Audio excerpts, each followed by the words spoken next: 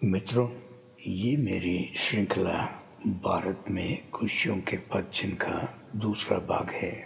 यदि आपने भाग 1 नहीं देखा है तो कृपया पहले इसे देखें ताकि आप ये समझ सके कि मैं यहाँ क्या कह रहा हूँ।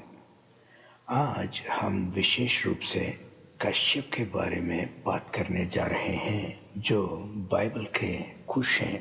कश्यप नाम कुश और अप्पा अर्थात पिता कुश शब्दों से मिलकर बना है। दरअसल महान जल प्रलय के बाद शुरुआती दिनों में कुश मिस्र में शासन कर रहे थे और उनके पिता होने के नाते कामदेव उनके साथ थे। ये कुश आज के सिविल इंजीनियर की तरह बहुत व्यवहारिक व्यक्ति था। मैंने पढ़ा है कि जब मिस्र का निर्माण कर रहे थे तो इसे पूरा करने के लिए उन्हें इसके डेल्टा क्षेत्र में नील नदी की एक शाखा को मोड़ना पड़ा। प्राचीन भारतीय उन्हीं के नाम पर अफ्रीकी महाद्वीप को कुश द्वीप कहते थे। हालांकि मुझे नहीं लगता है कि उन्होंने कभी सपने में भी सोचा होगा कि कुश भारत में समाप्त हो जाएगा। इस समय डायोनिसस ने मिस्र पर हमला किया क्योंकि कामदेव ने उसके पिता की हत्या कर दी थी और कश्यप और कामदेव दोनों को मिस्र से भागना पड़ा। आजकल लोग सोचते हैं कि डायोनिसस एक शराबी, मौज मस्ती करने वाला और शराब का आविष्कारक था।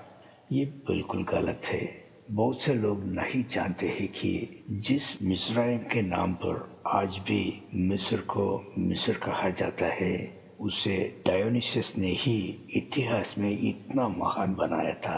अब मिस्र से भागने के बाद कश्यप जो कि कुश है अपने परिवार के साथ नील नदी पर यात्रा करते हुए अकबरा मैदान तक पहुंचे जहां से वे इथियोपियाई टेबल लैंड देख सकते थे। वहां वे चढ़े और एक्सम नामक एक शहर का निर्माण किया और कुछ समय बाद मेरो का निर्माण करते हुए तराई क्षेत्र में लौट आए। ये दोनों शहर के नाम आपको हिंदू धर्म में भी देखने को मिलेंगे। मेरो जो कि कैलाश पर्वत है, हिंदू ब्रह्मांड विज्ञान का केंद्र हुआ करता था और असमिया आज भी अपनी भूमि को एक्सम कहते हैं। इथियोपिया में एक्सम की पुस्तक में कहा गया है कि एक्सम का महान स्मारक स्तंभ जैसा कि हम वाशिंगटन में देखते हैं वह कुश द्वारा अपनी आवंटित क्षेत्र को चिन्हित करने के लिए बनाया गया था। फिर इन नगरों को इथियोपिस नामक अपने एक पुत्र के साथ छोड़कर कुश निकटपुर में आया और किश नामक एक नगर की स्थापना की। इस दावे का समर्थन करने के लिए हमारे पास पुरातात्विक रिकॉर्ड हैं।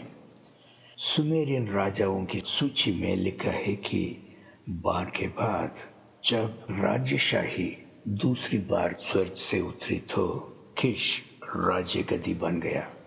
वैसे मेसोपोटामिया में उनके आगमन से पहले उस क्षेत्र में कई शहर थे जिन्हें निम्रोद नामक एक कश्यप के पुत्र द्वारा स्थापित किया गया था, लेकिन दुर्भाग्य से उस समय तक निम्रोद की मृत्यु हो चुकी थी।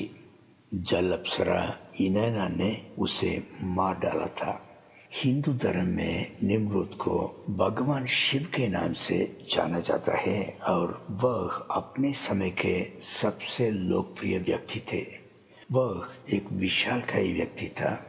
भले ही आज हिंदू उनके पूजा करते हैं, लेकिन ना तो शिव और ना ही उनके प्रतिद्वंद्वी विष्णु ने कभी भारत में कदम रखा।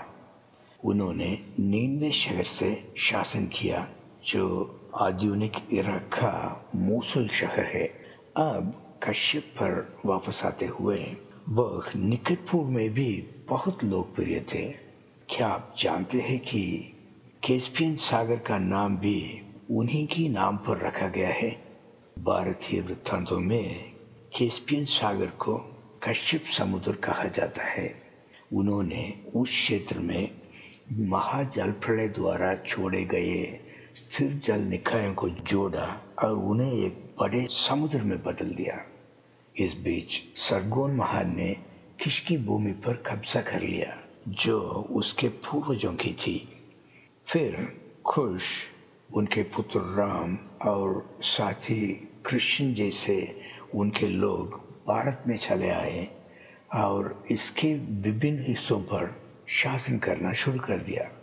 ये लगभग 3000 ईसा पूर्व था।